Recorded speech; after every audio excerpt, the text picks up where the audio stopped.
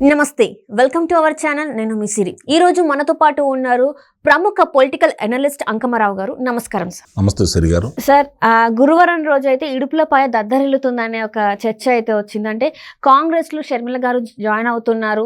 So తనకి ఏదో ఒక పదవి రానుంది అని చెప్పేసి అయితే మనకి చర్చ జరుగుతుంది.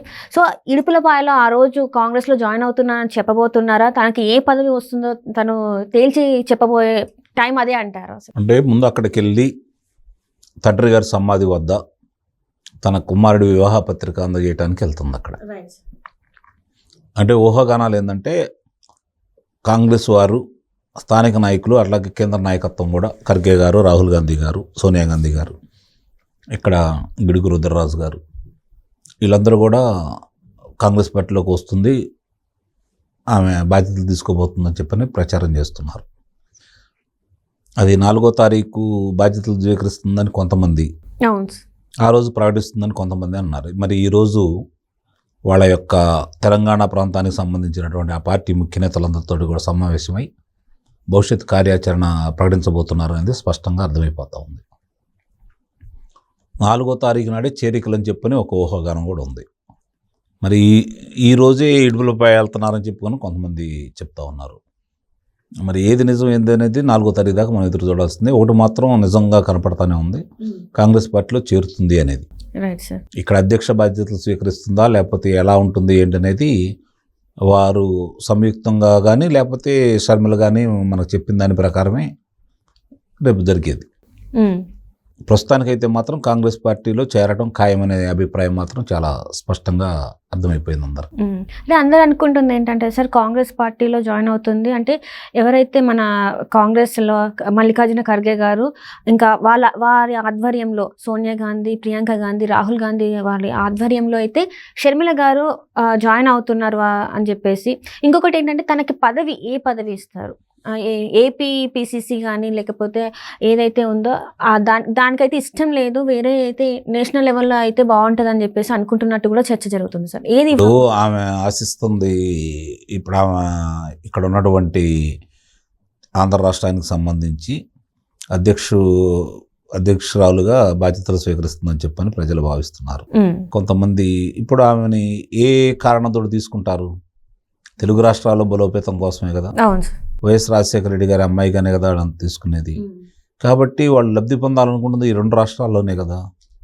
ఇప్పుడు ఆమె జాతీయ రాజకీయాల్లో ఆమె ప్రభావం ఏమైతే ఉండదు కదా.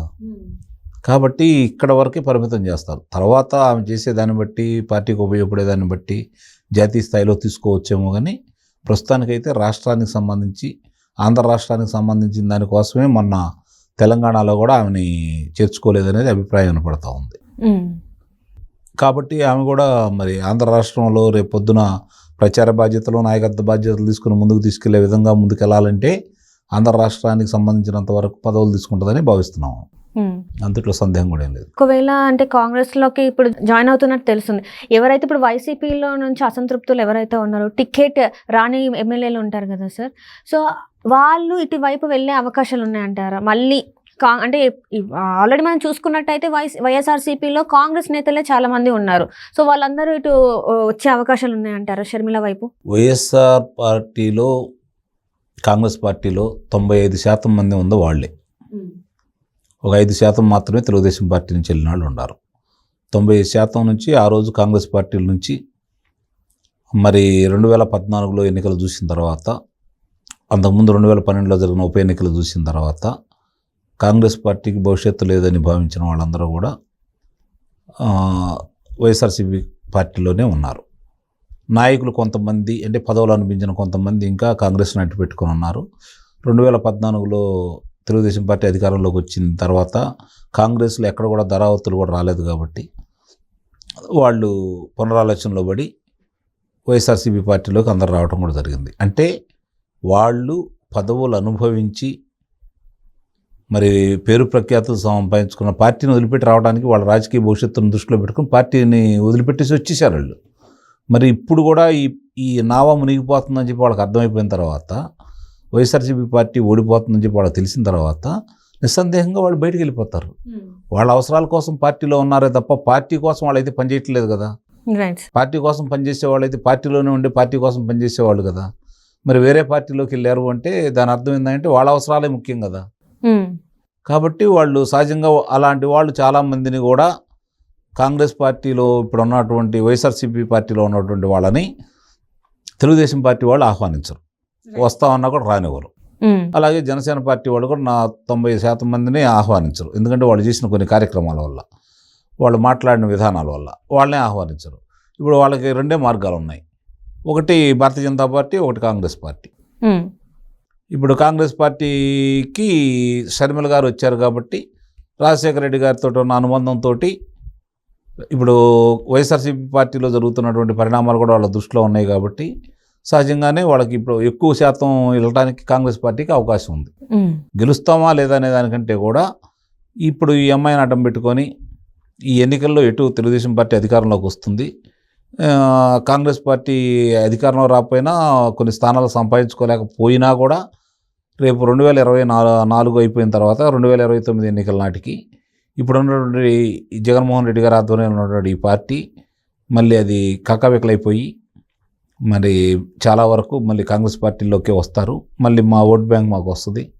కాబట్టి మేము తిరిగి 2029లో అధికారంలోకి అడుగులు వేసే విధంగా ముందుకెళ్ళే అవకాశం కాంగ్రెస్ పార్టీలోకి వెళ్తే ఉందనే భావనలో చాలామంది ఉన్నారని చెప్పిన అభిప్రాయం అయితే మనకి చాలా స్పష్టంగా వినపడతా ఉంది. సార్ అట్లానే ఇప్పుడు ఏంటంటే కాంగ్రెస్లోకి వెళ్తారని ఇట్లా మనకు అర్థమైపోయింది కాబట్టి షర్మిల గారు కాంగ్రెస్లోకి వచ్చిన తర్వాత జగన్ పరిస్థితి ఎలా ఉంటుంది సార్, అంటే పార్టీ పరిస్థితి ఎలా ఉంటుంది? పార్టీ పరిస్థితి ఉంది, ఇప్పుడు తెలుగుదేశం పార్టీకి ఓట్లు వేయడానికి ఇష్టం లేని వాళ్ళందరూ కొంచెం ఇప్పటి వరకు ఆయనతో ఉన్నారు.